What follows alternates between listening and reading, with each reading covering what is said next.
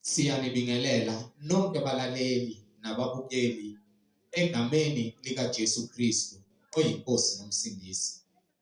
Siyanxusa kuzo zonke izindawo enilalele kuzo ukuba nithathe amabhayibheli enu nilalele ivangeli lombuso wezulu, lapho sishumayela khona ukuphenduka nokuthethelelwa kwezono nokubhabhadiswa egameni likaJesu Kristu.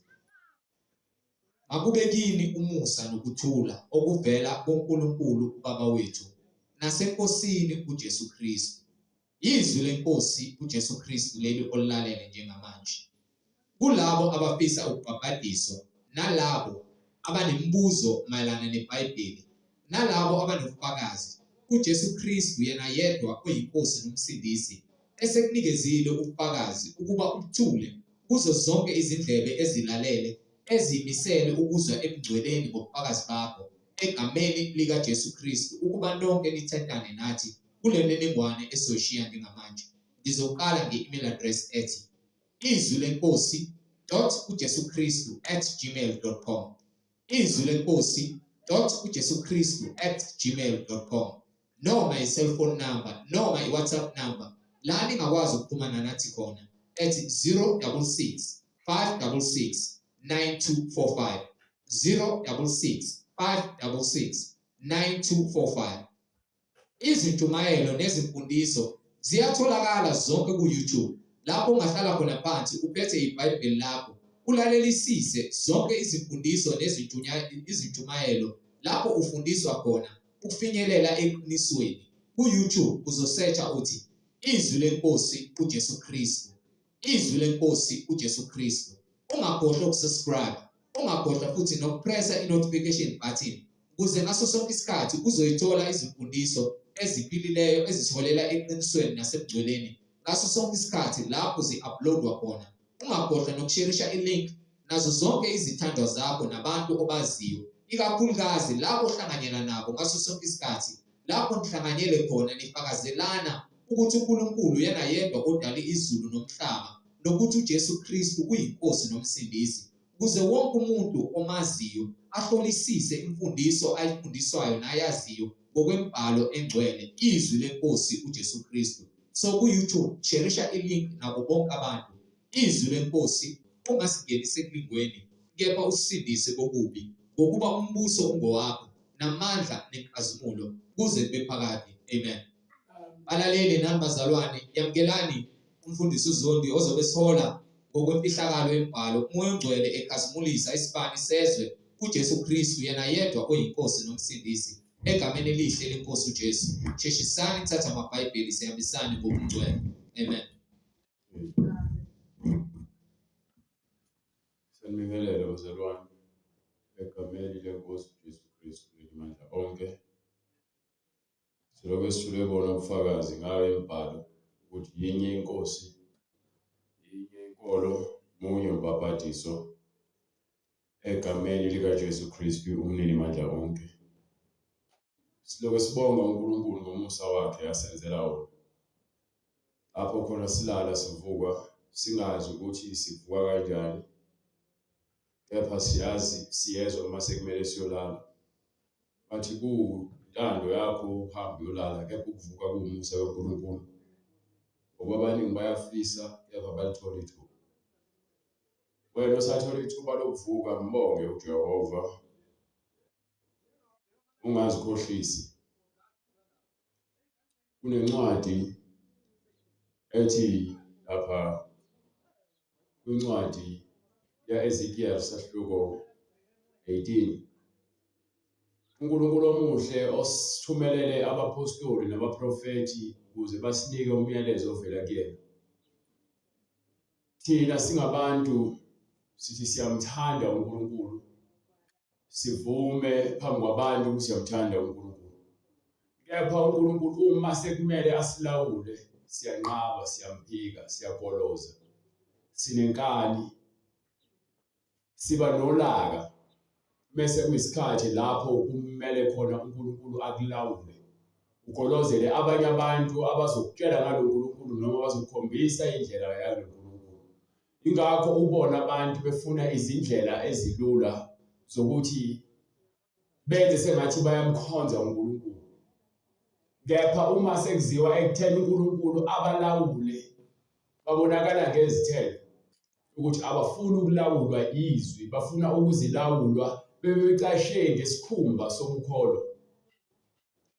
So mina njengomuntu nami othi uyakholwa ayizwi kaNkulunkulu, waliphathiswa ukuba nami ngenze umsebenzi owenziwa ngabanye abaprofethi, abapostoli, abafundisi, abelusi, abavangeli nabafundisi. Nami ngimele ukuthi ngiphonse itshe esivivaneni ngokuba ibandla akusilona elami, futhi umzimba akuwona wami, kepha nami ngisemzimbeni. Uma ubekiwe ukuthi uqaphe, kumele uvule amehlo akho ubhekisise. Uma ungabhekisisi uyogcina uzitshela ukuthi uqaphile, ufane ne-security noma unogada osebenza ebusuku. Ukuthi uyasebenza ebusuku, kwaziwa ukuthi uyasebenza ebusuku, kepha kufika izigebengu zingene ziqhekeze, zintshontshe, avuke sewonakele, abone ukuthi ubengasebenzi ubelele. Nami kumsebenzi wami ukuthi ngiqaphe ngalo izwi kaNkulunkulu ngokuba ilona eliqondisa umuntu, hayi umhlengi. Into abantu abakhalelayo ukuthi ngathi mhlambe silwa namabandla amanye, cha. uNkulunkulu akanenkinga nokuthi niwe semabandleni, kepha uNkulunkulu unenkinga namanga asemabandleni enikuwo. Amabandla abaholi bawo banamanga. So uma usenkundleni yabantu abakolodayo nabantu abangezwa abenza okubi bekuhola, nawe ubala kanye nabo ngokuba ukwenza lokho abakufunza kona. Angithi bayakufunza ukudla. So uma umuntu ezokufunza ukudla okungcolile, nawe ungcolile. Kepha uma umuntu ezokunakekela ngezwi kaNkulunkulu ngemfanelo, wena uyosindiswa yizwi. Ukuba bathi mase bebaleka bathi niyalahlulela amanye amabandla, no, sahlulela imfundiso yamabandla anamanga. Into mengekho eBhayibhelini ungayilandela wena ibandla lakho ngokuthi wakhulela kulona, wabhabhadiswa yilona, wazalelwa kukhonzwa khona. Angina ndaba nalokho. Into enginendaba nayo yizwi kaNkulunkulu. Uma singazwani ezwini, awuyena umfowethu, awuyena udadewethu, angikwazi. Ungaba umfowethu ngokwenyama, kepha kamoya cha. Ukuba iBhayibheli lithi-ke umfowethu, udadewethu nomama yilowo owenza intando kaBaba osezulwini. So emngcweleni nginabafowethu nodadewethu ngenxa kaBaba osezulwini. Kepha uma sizophikisana ngezwi, wena uthi uyakholwa kepha unqabe imibhalo, awukholwa. Ukholwa igama lebandla, ukholwa izivatho, ukholwa nangazi ukholwa yini, noma ukholwa abafundisi bakho. Kepha yilowo nalowo okholwa ngokweqiniso uhamba ngezwi. Ukuba iBhayibheli lithi-ke lifakaza ngokuthi masibe lizwi linye. Why bese kuziwe sifundiswe isiqale sahlukane phakathi? Bese uthi hayi bathi abafundisi bakho, hayi uthi umkhokheli wakho. Anginandaba nomkhokheli wakho mina. Nginendaba nokuthi lithini izwi. Ngabe lento efundiswayo iyatholakala yini ezwini? Ukhiyeke yilowo. Iyona into eyenza ukuthi ingathandi ukuhambe ngizifaka ngekhanda noma yikuphi la ekuthiwa abantu khona bahlangene noNkulunkulu. Ngifuna mina izwi. Uma lingekho izwi ngizozwa futhi ngizohamba ngoba yini? Angibizelanga ukuthi ngizohlanganyela ngokwequlu ukuthi abantu bangakanani. Ngibizele ukuba ngizokhonza uNkulunkulu. Lento engiyishoyo. Abantu bayamthanda uNkulunkulu, bayamfuna uNkulunkulu. Kepha mase kuyisikhathi sokuthi-ke abalawule, abatshele ukuthi abenze kanjani. Uthi umbhalo-ke ziphose eweni uwe ngokuba kulotshiwe ukuthi uNkulunkulu uyakuthumela izingilosi zakhe zikunqabe, futhi angeke avume ukuthi unyawo lwakho lushelele. Noma kuthiwa uyaqhuzuka, ngeke aze avume ukuthi uqhuzuke nasetsheni. So lokho kusho ukuthini? Kusho ukuthi uma uvuma uNkulunkulu ukuthi abe inkosi yakho, uyena oyakukhombisa indlela eyokwenza ukuthi unyawo lakho lungasheleli. Futhi noma ngabe kuthiwa izimo zinzima kangakanani, uyakuthumela izingilosi zakhe zikunqake zikuvikele ukuze wena ungeze kumengabaza uNkulunkulu wakho. So indaba ke yokukholwa ileyo yokuthi uma uthi uyakholwa ngeke ubalekele izwi, uzolawulwa yizwi ngokuba sikholwa ngenxa yezwi elivela kuNkulunkulu. Akekho ukholwa nje ngoba nakuvela wavuka khona, sonke ukuze sibe nokuqonda ukuthi uNkulunkulu beyimele ibe khona le ncwadi. Umuntu uyakholwa ngendlela yakho, indlela yakho le ayiyona yaNkulunkulu, eyakho indlela ayifani yaNkulunkulu, futhi yakho indlela iwubuhlathi izokuholela eweni uzuyaphakathi esibhokweni. So uthi umbhalo ke njengoba mina nginikwe izwi angikwazi ukwenza sengathi angiyiboni into mayibheda noma ngithi hayi uNkulunkulu uyobahlulela. No, kuthiwa ke ukwahlulela kuqala ngaphakathi ebandleni. Wonke abantu abaphatha iBhayibheli uma befundisa amanga ngifanele ukuthi ke ngithathe iBhayibheli ngithi lento ungaqhubeka wena uyilandele into yakho noma ulandele lomsangano wakho, kepha iBhayibheli aluvumeli. Ngoba vele niyazithanda izinganekwane. Kubhalwe phansi ukuthi ke nithanda izinganekwane, nifulathelise amadlebe enu eqinisweni. Lithi iBhayibheli bavuma ukuthi bayamazi uNkulunkulu, kepha ngemisebenzi bayamphika bengabanyanyekayo. Imisebenzi yakho enyanyekayo yokungezwa kwakho. Ingakho thina besiqala intshumayelo sithi thatha iBhayibheli lakho ulivule, sihlale phansi sikhole umbhalo. Akishumayezi mina ukuthi ke uhamba ukuzikhanya ngami noma uqhakambisa igama lami noma ngibe usaziwayo. Ngishumayela ukuthi umphefumulo obhadwe esihogweni noma emnyameni noma emkhathini kukhululwe le mphefumulo. Mhlawumbe ngiyanishumayela ukuthi abantu baninzi nishumayela kahle. Ingakho abantu bephenduka ngoba baphendukela ukuthi bazohlala kuphi ezinganekanweni nasebumnyameni. Ngoba niyabashushuzela hayi hlala nalo uNkulunkulu uthanda khona unjalo. Hamba uhlala lapho ke uma uhlala lapho. Kepha bonke abantu abafuna ubulungiswa. Le nto ethiwa isimilo, indlela omi ngayo kamoya. Umi kanjani kamoya? Isimilo sakho sithini kamoya? Ukuba zimbili izindlela, indlela yobuqotho nendlela yokukhohlakala. Awukwazi ukuthi uhambe indlela ezimbili. Uma umkhohlakala isikhohlakala nje uzoqhubeka ukhohlakale wande ukukhohlakaleni kwakho. Uma uhambe isimilo somqotho uzofuna ukukhula ekutheni ube qotho kamoya. Ukuba lento yokungcwele akuyona into ongayithenga ngemali, futhi akuyona into ongayithenga ngobuhle bakho. So kumsebenzi wami ukuthi uba ngimla ngikhuluma iqiniso noma ngabe kuthiwa kunjani. Ingakho lithi iBhayibheli ke lapha kwincwadi yaTimotheo wesibili, shumayela izwi. Shumayela izwi. Kungakhathaleki ukuthi ngabe isiphi isikhathi. Ukuba siyazi isikhathi lapho khona abantu bezofulathelisa ke amadlebe abo eqinisweni. Baziqoqela abafundisi abazobatshela izinto abathanda ukuzizwa kuba amadlebe abayabantu. Kepha wena uhlale ezwini olufundisiwe kusukela ebuncaneni bakho. Izwi leqiniso into engafuni ukuthi ube nabantu abaningi ukuze ubonakale neqiniso. Fanele ume uthi iqekela le neqiniso lakho olaziyo ngencwadi kaNkulunkulu langomoya ingcwele. Bakho ukhulumela ukujabulisa abantu, uhamba uzimixa, uhamba uzifaka ngamakhanda. Kuba yini ufuna abantu abazovumelana nawe noma abantu abazovumelana nabo noma abethiwa into yomphetho kangakanani. Uthi umbhalo kwincwadi yaHezekiya sahluko 18 verse 1.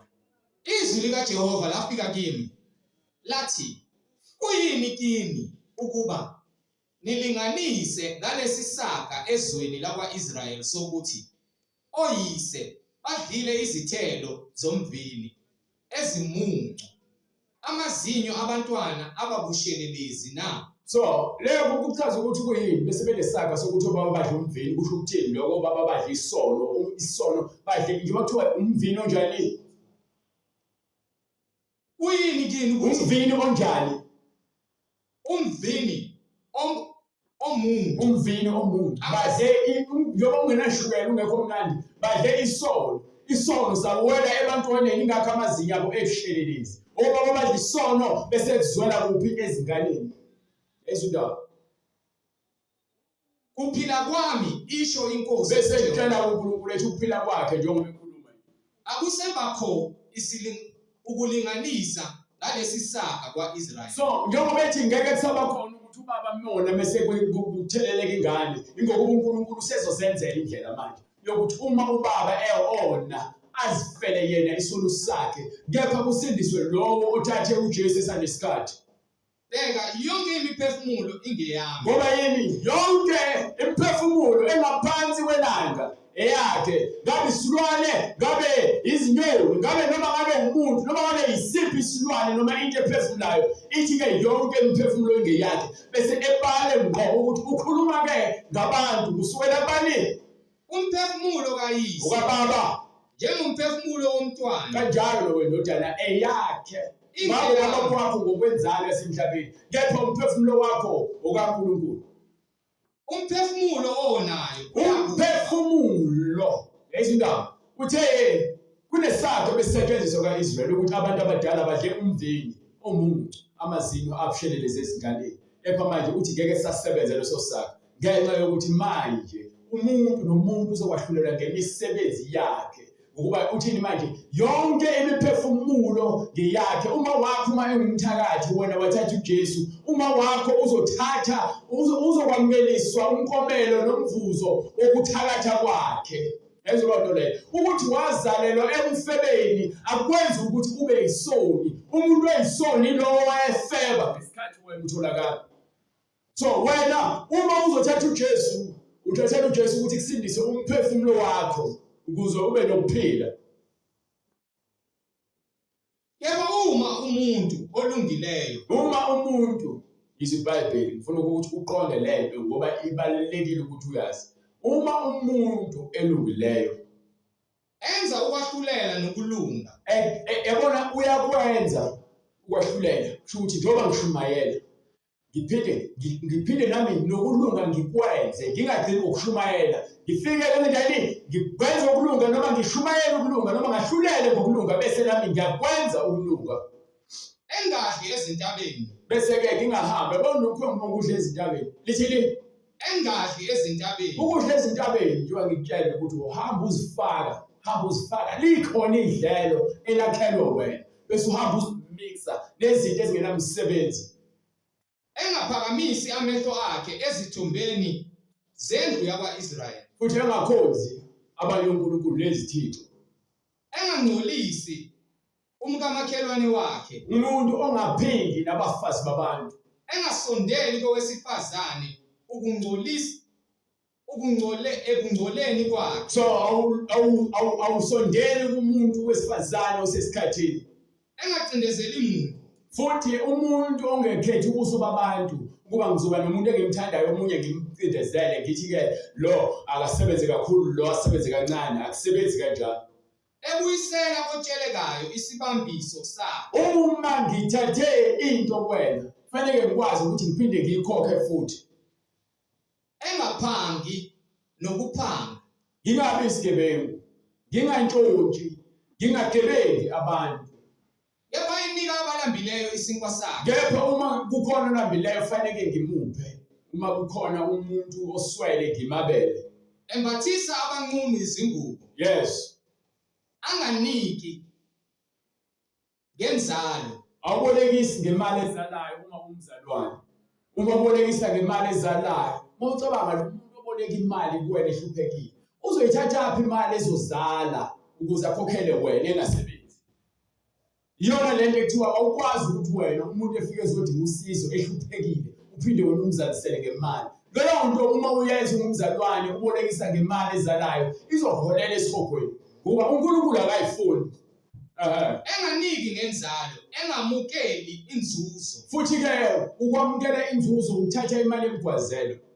Yezo lonto leyo. Noma ubolekise ngemali wena, umuntu mebuyisa imali yakho, uyithatha njengoba injalo, awufune imali ngaphezulu noma ekupha kakupha. Kepha uma wena uthi umuntu uma uboleka imali ayibuye seyinexhwane, wena unecala phambi kaNkulunkulu.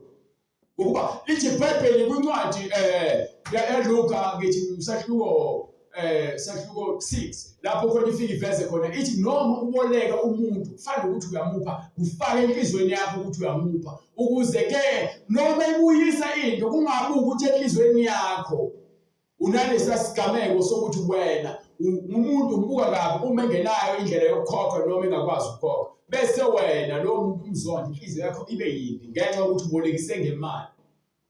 So wena indaba zokubolekisa ngemali ngenxa yenzuzo awukwenzi lokho. Umzalwane wasezela ngakwenza lokho. Kepha uma ethi kwamukela uJesu uqonde ukuthi uJesu uzokulawula. And uJesu methi ke angiyeke unyawo lakho lushelele yonke lento isiza wena. Ukuthi inhliziyo yakho ingabi ikhulu. Because abantu abazalisa ngemali inhliziyo zabo zikhulu. Angakuzalisela imali kuze kube mokubaleka eRand yobuya sele u500 mokwathi ungakazi ube nayo imali ngesikhathi. Athi ke khokhulini ukuze uvale ile uzali ithwala. Ebuyisa isandla sakhe ebubini. Ebuyisa angakwenzi okubi. Umuntu okholwayo angakwenzi okubi. Enza ukwahlulela okuqinisileyo. So ekwahluleleni kwakho uma wahlulela akusho ngoba naku uyijaji noma ngimla kuphela.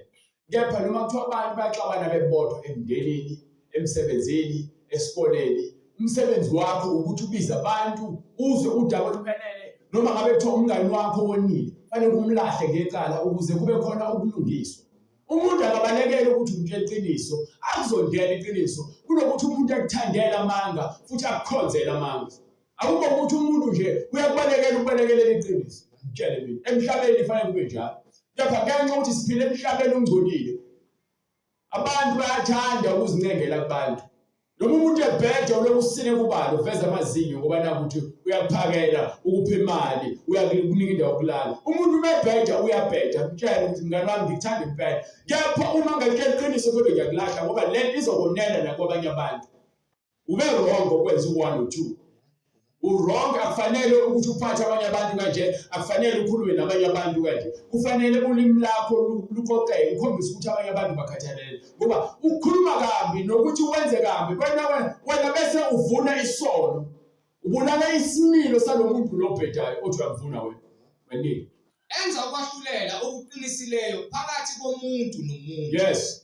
Ehamba ngezimiso zami. Ahambe ngezimiso zikaJehova. Egcina izahlulelo zami. Agcine ukwahlulela ukulunga ukuze enze iqiniso. Iqiniso lihlezi limile njalo. Ulungile lowo. Uyokuphila nokuphila okuphakadeke ngaphezulu kwalokho. Isho inkosi. Kusho uJehova ke manje sekhulumeni uJesu Kristu. Umuntu owenza ukulunga, umuntu ohlala eqinisweni, umuntu owahlulela ngendlela efanele, umuntu onomusa othethelelayo futhi naye okwazi ukuzehlisa.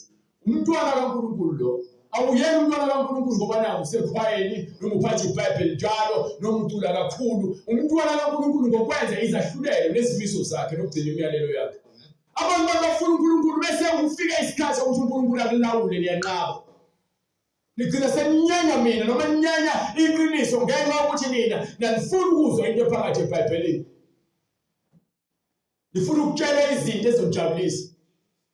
Ngapha lezo zinto zinuholele esifokweni. Azinoholele ekuphileni. Ungomane ungizondele ukuthi ngikutshele into efanele uyizwe.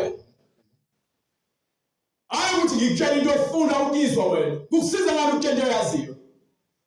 Kumuphi umlungiswa lapho? Ngisakutshela ngikutshela into oyaziyo. Hlule ngomuntu omtshela ukuthi muhle. Aphinde futhi afuna ukutshela ukuthi muhle njalo. Usumtshelile uyazi ukuthi muhle. Mawumtshela ukuthi kepha indlela oziphatha ngayo ayikho right khona umuhle. Usiyaqala uyacaswa ngoba yini ufuna ukutshela ukuthi muhle. Uyazibona esibukweni umuhle. Awubonge uNkulunkulu ngobuhle bakho bese umbonge uNkulunkulu ngeqiniso lakhe lokuthi ashaye lempakamo esivela ngenxa yokuthi wena umuhle ngoba usuyazitshela phela.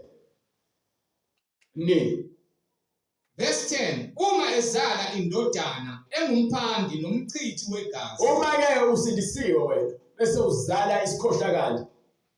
Ikwenza okunye kwalokho. Bese yenza lezi zinto uNkulunkulu angazifuni. Yena engakwenzanga kodwa. Kepha ubaba engakwenzanga noma umama engakwenzanga kepha ingane yakhe yena afike izelele emshadweni. Ayikhulise kahle ayitshela izinto ezifanele. Bese ingane ikhethe ukuba isifebe noma ikhethe ukuba isigebengu noma ikhethe ukuba unondindwa noma ikhethe ukuba isangoma noma ikhethe ukuba inyanga. awunaqala wena ukhulise ingane yakho ngendlela efanele, wena waziphatha ngendlela efanele. So uma yona seyikhula seyibona ukuthi ihlakaniphile, seyiqala manje ifuna ukufaka amacici namabhluko nenwele zokufaka impende ezinzipho, akulona icala lakho uma uyifundisile indlela. Seyithathe isinqumo sokuthi yona ifuna ukuphila impilo yokuba umdlwembe, ngokuba yini kufanele kumele uyiqonde lento le yomdlwembe ukhulisa umuntu ukuthi akhule azi uNkulunkulu.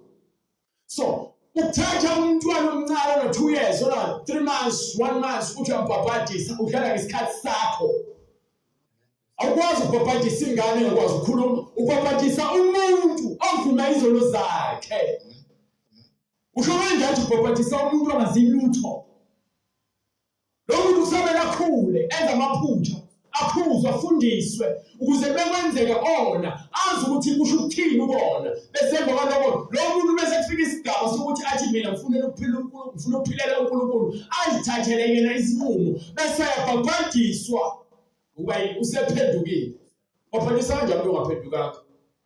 Ubani lo ukuthi ubhabhadisana abantu bengaphendukanga? Ukuphi lokho eBhayibhelini?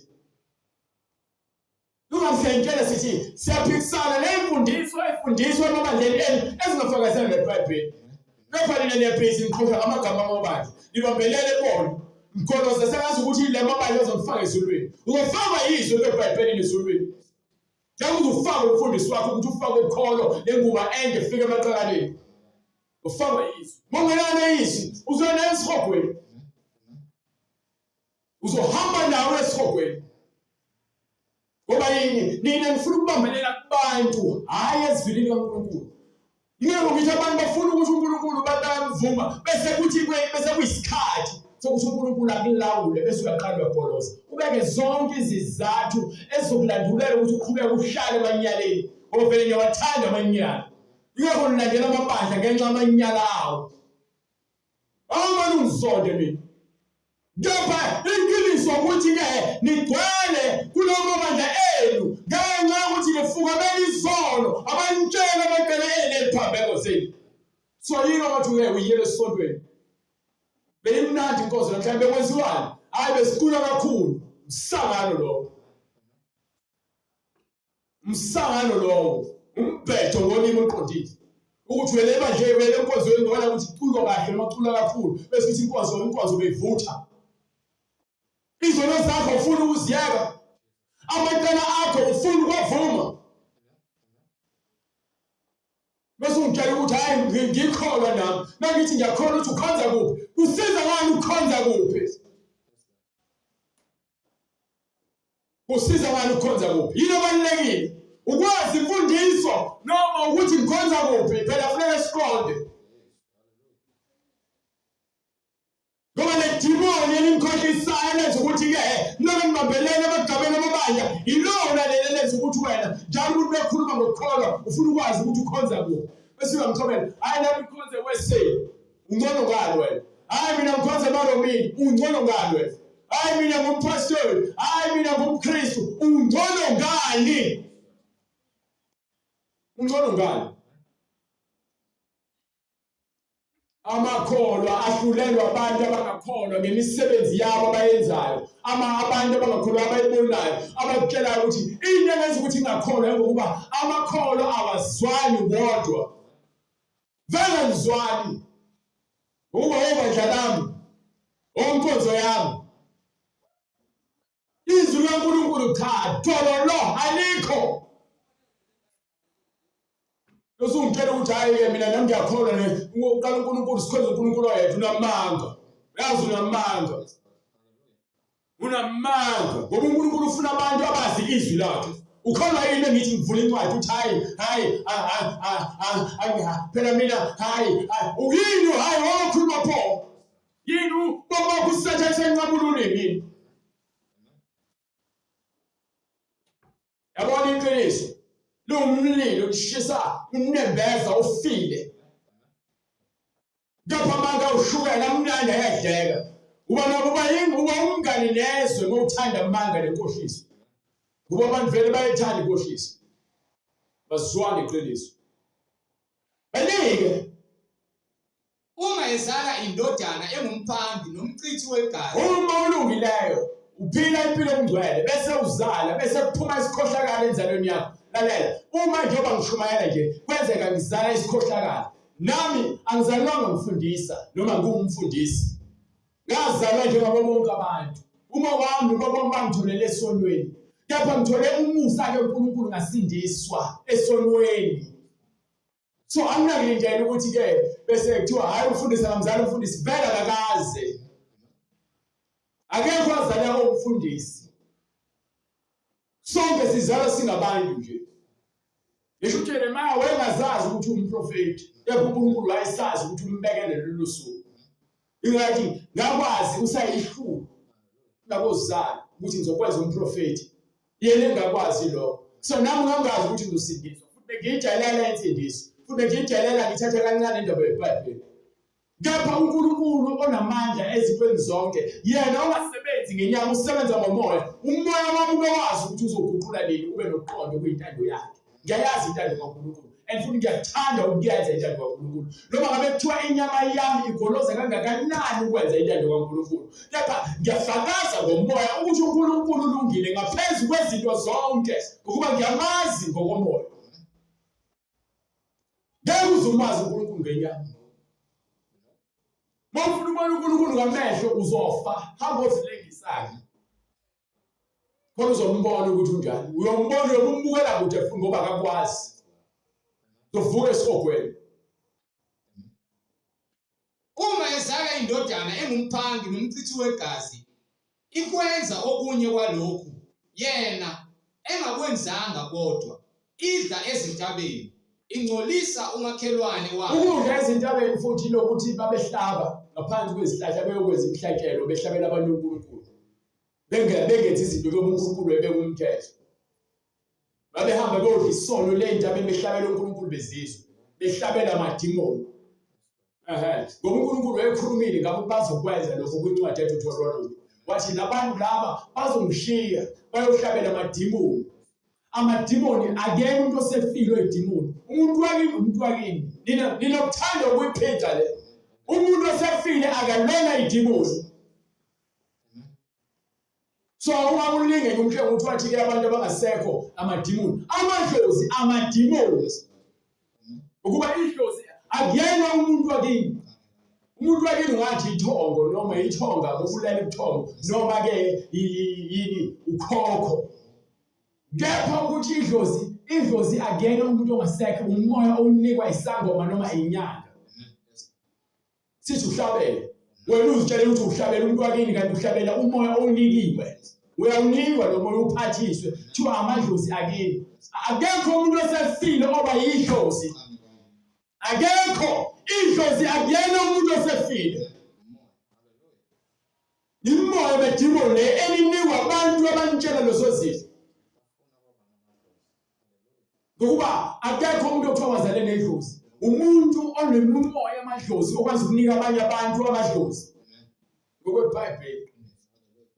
Ngoba yini? uNkulunkulu uthi njengoba kuthiwa uAbraham noMoses noJoshua bafela enkosini. Abantwana bakaNkulunkulu ngoba bafa bekholwa. Kepha uma ufe ungakholwa ngesabelo sakho, ingakho ngiyithembisa iBhayibheli ithi ke umhlaba ungokaNkulunkulu nakho konke okuphakathi, yonke imiphefumulo ingeyakhe, ekayise nekanina nendodana. So umuntu ongasekho nje akayilami idimoni. Ngeke ngithi umuntu wedimoni adephila nathi. Idimoni umoya oseceleni. Umuntu ongasekho.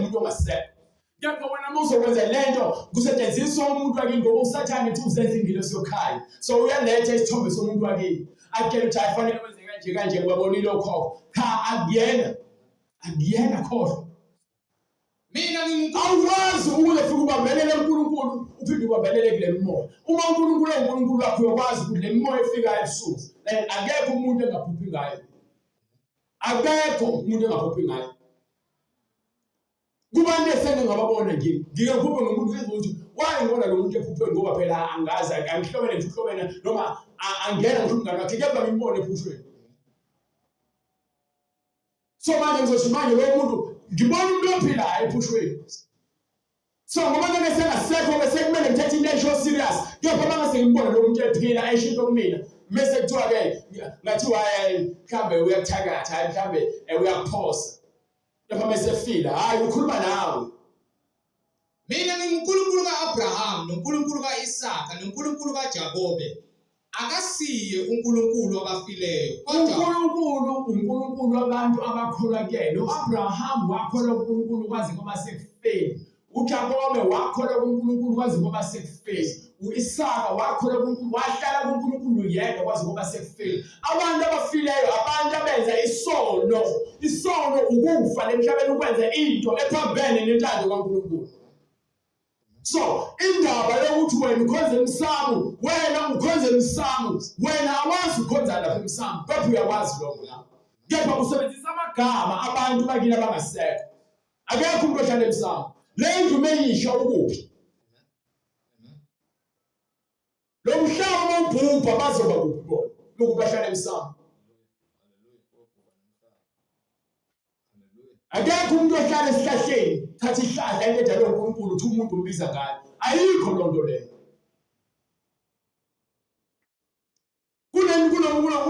Inkosi uSawuli wahamba wayofuna ukukhuluma nabantu abanamadlozi. Wakhuluma nomuntu wavuka uSamuel, kepha uNkulunkulu azange azayivume lonto leyo. Akakaze athi uNkulunkulu abantu abazeni. Abantu bayazenza lezi zinto ngokuthanda kwabo.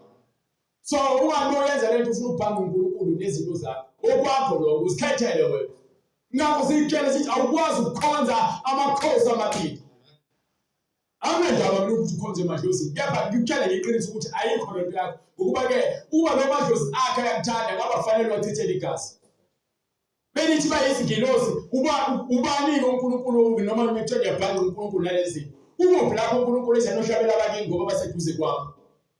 Yini nithi ke bona ngiyacabanga ukuthi baseduze kwaNkulunkulu bafanele izingilosi. uNkulunkulu akaze ayikho lonto leyo. So izinto esizakhayo thina bese sifuna ukuzilandulela ukuze lento sethu siyenze ibe impumelelo ngokuthanda kwethu. Ngaqhubeka nje ukuyenza lonto kepha ndohlezi ngicela nje ukuthi ayinalo iqiniso ukuthi ayinako ukukhaya. Kuphuka abantu, kufa abantu, ginqika abantu nemoto, kusola abantu abangasekho. Kanti umsebenzi wakhe bengeze ukumvikela. Ezofuna ukubulala abantu ekhaya, ezofuna ukulimaza abantu ekhaya. Emthethweni ke nasebufakazini, impela lelizwi alina abalikhulumayo alinakho ukusa. So manje asizwani manje. Ngiyafa kusasa. So uthi wena uzoshaya imbuzi ufuna sixolelane. Bohlula yini ukuthi sixolelane siphele? Why kwenza ukuthi ucabanga bese ngifike sekumele ngixolele? Ukuthi abantu usathana uyakwazi ukulutha. Alonde isikhathi akubambezela ukuthi inhliziyo yakho ingafuni ukuthobeka. Kuyothi ngafa umuntu bese akudidize ngokuthi hayi nikakhezana izandla. Hamba uhlebe imbuzi lapha yana. Uthela igazi emswane noma umswane ethuneni lakhe. Ufike ugeza izandla khona. Sozobekela usuhlambulukile. Amanga lapho. Uma wempalamo uthi ungamkhulumisi. Uma wempalamo umtshela ukuthi wena thobunye ufuseke. Uma wempalamo lo. Khothe angayikhothe ikhakhela umlomo. Uma wempalamo lo. Sonke ungizondayo, ngithanda ongithandayo. Umoya kaSathane lowo. Uma uthi umzalwane, wena kepha unabantu othi abafuni, awakholwa. Ukuba uNkulunkulu uzohlala uma wempakamo ongafuni ukuthi wena uthethelela abantu ababonileyo. Kepha ubhizi uyaguqa lapho uthi ufuna ukuthethelela izulu zakho namacala akho. Kepha uma umfowenu ebona, hamba umsole ninodwa naye. Uma ekuzwa waba umzuzile umfowenu. Uma umuntu ebona noma ngabe ongikholwa naye noma ngabe wakini, uma ebona hamba yekele umtshela ukuthi umfowethu umhlabekile la. Uma engakuzwa bizobula umfowethu phinde ezohlala nawe umtshela ukuthi umfowethu ngikhulume naye ukuthi ngihlabekile kanje. Uma engalizwa biza umndeni wonke noma biza ibandla lonke batshele ukuthi ubafo ngikhuluma naye kanje akangizwa. Alisho ukuthi iBhayibheli imzonde lithi mthathe njengomuntu wasezizweni noma njengomuntu ongakholwa. Ukuba abantu abangakholwa baxole inhliziyo zabo zimbi. Abantu abangakholwa abezwa uzizwa yena nomoya lokaSathane ombusayo. Ngoba enhlizweni yakhe ukuthula akukho. Ufuna ukubona ichitheke igazi noma kugcwaliseke inhliziyo embi ngesenzo esimbi komunye umuntu. bese kuthiwa wewe ungathatha ithemba lakho libeke umuntu engakujikela esiswini njengotshwala. Utshwala kuphuza kahle kumnandi kubanda kamnandi ushaya kahle emqaleni bese kufika esiswini kukujikela uzibone songqubuzana nendonga okukhombisa ukuthi utshwala uyaphuza bese kuyakudaka. Kufanele ukuthatha ithemba lakho uthathe umuntu umfake ephaketheni ngelinye ilanga avezele ubiyele uthi ubaye. Ningadukiswa, ningaboshelwa ejokeni linye nabangakholwayo. uNkulunkulu ufuna abantu abazolungela izwi lakhe, hayi abantu abazofuna ukuhloba ukuthi bayamazi kepha bamphike ngesenzo. Ngithe ingoma ke sambulele sambulele imfihlakalo yezulu baningi abakholwayo kepha abayazi imfihlakalo yezulu. Baningi bayakholwa kepha abayazi imfihlakalo yezulu. Ezingoma so ifuna abantu abazothi sambulele ngoba sibaningi siyahamba nendlela sithi siyakholwa kepha abantu abaningi abayazi imfihlakalo yezulu. Bashumayela imizwa yabo, bashumayela ukucabanga kwabo, bashumayela ukuhlakanipha kwabo, abashumayeli imfihlakalo yasezulwini. Imfihlakalo yasezulwini ikwenza ukuthi nomuntu othi uyakuthanda agcine sekunyanya lokuthi iqiniso alikho kuyena. Kepha yilowo nalowo inhliziyo yakhe efundile elungele ukuthi ifuna ukwenza intando kaBaba osezulwini, izwi likaNkulunkulu kuyena liyofika libe imbewu lithi khaxa enhliziyweni yakhe bese likhipha izithelo esifaneleyo. Lokungabongi mina, lokubonga uNkulunkulu okwenzela umusa ngoba ngelinye ilanga kufanele ubone umusa wakhe. Awukekho umuntu othanda untshontshelwa, akekho umuntu othanda ukuphingelwa, akekho umuntu othanda ukubulawa. Kepha bakhona ababulali, zikhona iziphingi, bakhona futhi amasela, bakhona abahlebayo, bakhona abathakathi, benza izinyo kwabanye abantu abazithakathi bona. Futhi ngempela ukulunga into ekhona emhlabeni. Ukulunga nje into ekhona emhlabeni abantu abangafuni ukuyenza, nokungalungi futhi kukhona emhlabeni. Kuningi ukungalungi ngaphezu kokulungiswa. Ukulungiswa-ke akuhambe kunonusela ukuthi wona kulunge kangakanani. Kumele sisekelwe sobulunga. Kepha umoya wenkohliso uhamba uyavunguza. Lithi iBhayibheli kwincwadi yokuqala kaPetru isahluko 5 verse 7. Awunike lo ncwadi leyo, incwadi yaPetru isahluko 5 verse 7. Niphonse izinkathazo zenu. Thethani izinkathazo zenu zonke phezu kwakhe. Zonke nizibeke phezu kwakhe. Ukuba uyanikhathalela. Ukuba uJesu Kristu uyanikhathalela. Qondani. Ibani nokuqonda. Nilinde. Bese nihlale kuphi ekulindeni ngethemba nangokukhona nangokubekezela. Isitha senu. Ukuba usitha uSathane. uSathane siyahamba njengebhubesi. Uyahamba njengebhubesi elibhodayo. Sifuna singamgwenya isitha uSathane. Sathane akaphumuli. Try over time ukuba uyazi ukuthi yena akanasabelo ezulwini. Wena usanesabelo ngoba usabiziwe ukuthi usindiswe. Yena ngeke asasindiswe ngoba wazi ukukhulu kwasezulwini. So yena into emfanele yichimi lomlilo. Wena usafanele ukusindiswa. Uma ke ufuna ukuphilela uSathane uwena ozilahlayo ukuba iBhayibheli alikulahli kepha lithi-ke woza phosa zonke izinkathazo zakho kuyena ngoba ukukhathalele. Uma ngeke abeke iqiniso kanje engakhathalele. Uma ngeke asithume athi hambani otshela abantu ukuthi uJesu ukhona ube ungalikhathalele. Melanani naye niqinile ekukholweni. Imani limelene noSathane emsebenzi yakhe niqine kuphi? Ekukholweni. Masiqine kuphi? Ekukholweni. Wemzalwane. Ufuna ukukholwa, ufuna insindiso. Ima ekukholweni. Ngeke uze ume ekukholweni ungalazi izwi. Ngeke uze ume ekukholweni usaholwa impisi kaMfundisi.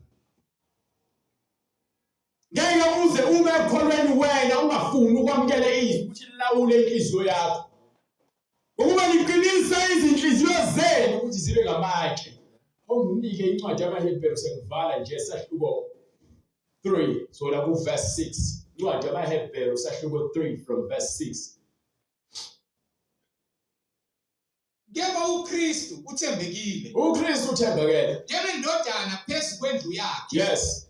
Esiyindlu yakhe thina.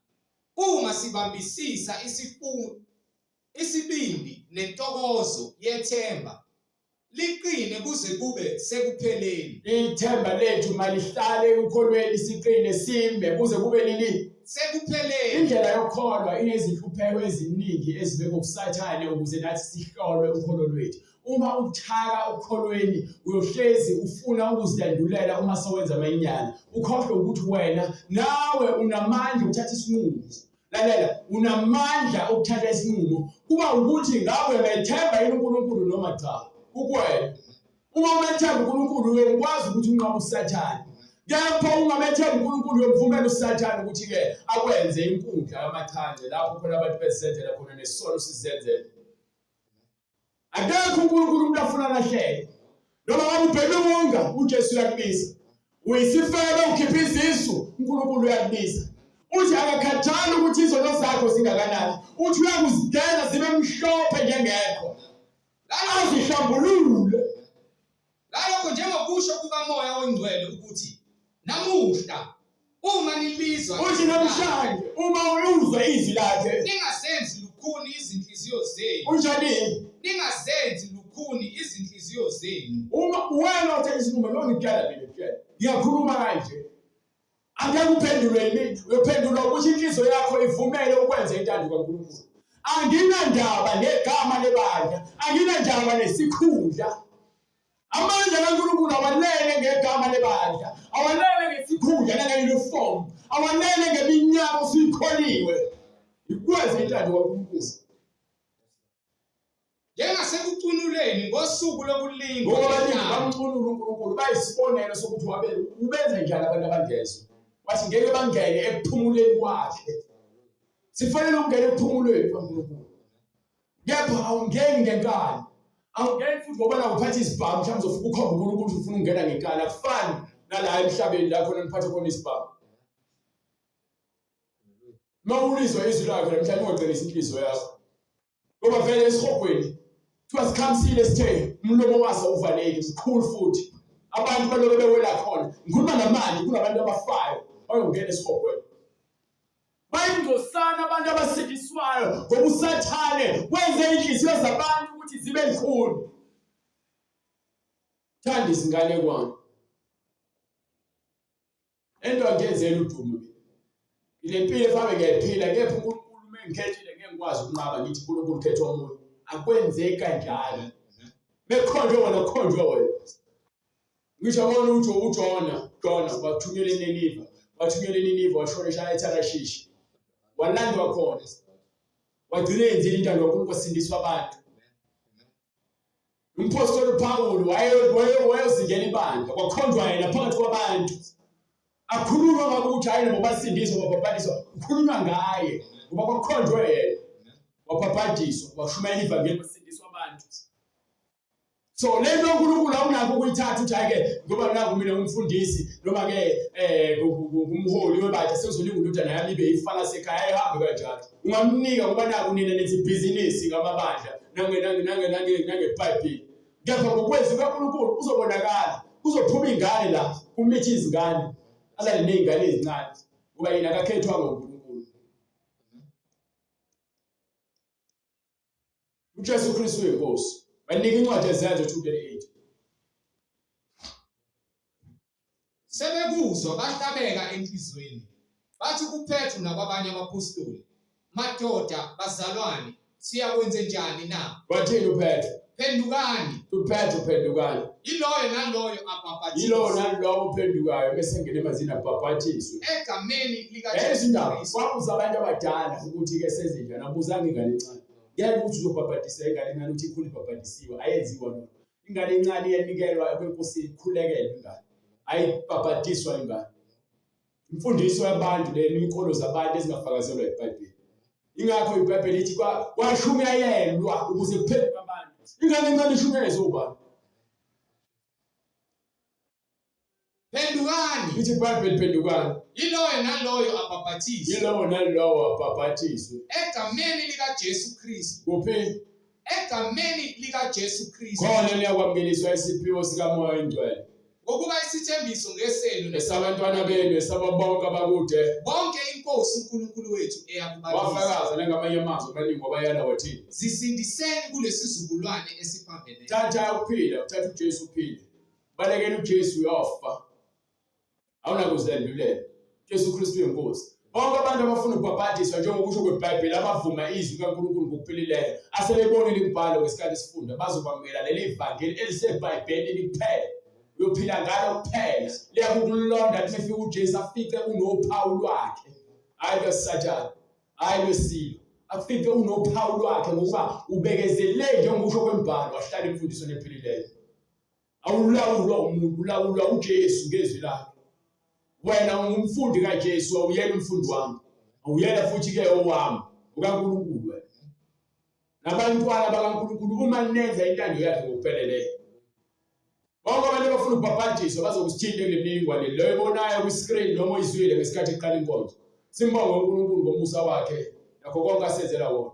Siphinde sibonane futhi uNkulunkulu evumile ngawo umgqibelo Jesu Kristu inkosi. Uzolo umkhuleko.